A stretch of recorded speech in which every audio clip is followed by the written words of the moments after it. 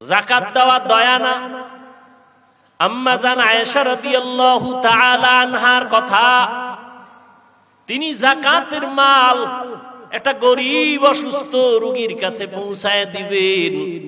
খাদেমাকে বললেন, খাদেম রে বললেন পৌঁছাইয়া দাও, তবে তিনটা শর্ত। খেয়াল করেননি? তিনটা শর্ত। এক নাম্বার, গরিবের হাতে টাকা দিবা না। গরিব যেই বিছনায় অসুস্থ পড়ে আছে ওই বিছনায় তার বালিশের বা মাথার পার্শ্বে রেখে দিবা, বিছানায়, হাতে না।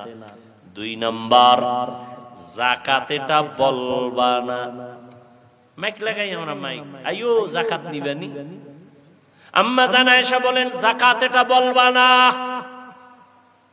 তিন নাম্বার, এই দানটা করিয়া যাকাতের মাল দিয়া কোন দোয়া চাইবা না। কোন দোয়া। ঠিকই তিন কথা মাইনা দিয়েইছে। আম্মা জানকে আয়েশা বলতেছেন তিনটা কথা বললেন কেন? আম্মা জান বলেন, ওরে খাদেম, আমি এক নাম্বার নিষেধ করেছি তার হাতের মধ্যে দিবা না। কেন? কয় সে তো আমার পাওনাদার, আমি তো ঋণী দেনাদার। সে যদি হাত নিচে দেয় তাহলে সে তো গ্রহিতা, আমি দাতা না। গ্রহিতা ছোট, দাতা বড় না। সে তো আসলে ছোট না, সে তো বড়। সে তো আমার কাছে পাবে। সে যদি আমার থেকে না পায় তার কোনো গুনাহ নাই, আমি না দিলে আমার ভিডা আছে। অতএব তার হাতে দিব না, সে উপর দিয়া ধুইরা নিবে। বুঝেননি? তাকওয়ার বয়ান এগুলো। না মানলে এটা আপনার বিষয়। আপনার কবরে আপনি যাইবেন, আপনার জুতার বাড়ি আপনি খাবেন, আমার কি? দুই নম্বরে আম্মা জান বললেন যাকাত এটা বলবা না। কেন? কেন? এটা তো দয়া করি নাই, তার হক আদায় করে দিছে। সেটা পাওনাদার, পাওনাদারের পাওনাটা ফিরাই দিছে। এখানে কি কোনো দয়া হইছে? হ্যাঁ? আর আমরা তো মনে করি দয়া করছি। দয়া দয়া যদি করো তাহলে এক গরিবেরে পুরা রমাজানের খরচ কি সব দিয়ে দাও।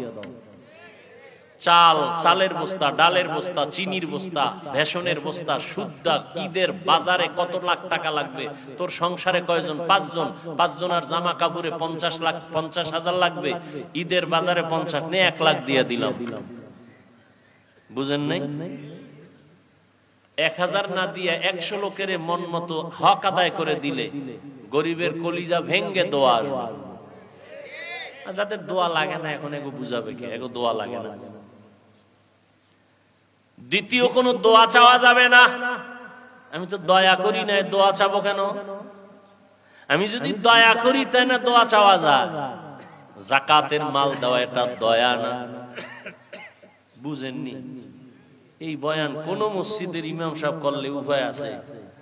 হ্যাঁ? সূর্য ডুবার আগে নাইলে সূর্য উঠার আগে সালাম। কয় কি লক্ষ লক্ষ টাকা যাকাত দিয়ে এটা বলে দয়া না?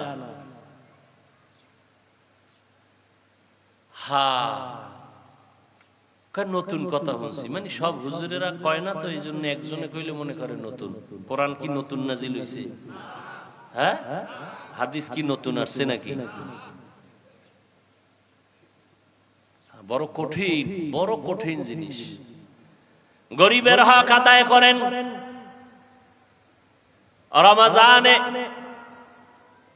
এই দ্বিতীয় সাধনা, গরিবের হক আদায় করা। রমজানুল মুবারক বড় আমল। সারাদিন রোজা রাখবেন। না খাইয়া থাকার নাম রোজা না। খানার থেকে পেট যেমন বাঁচাবেন, হাত, কান, চোখ গুনাহ থেকে বাঁচাইতে হবে।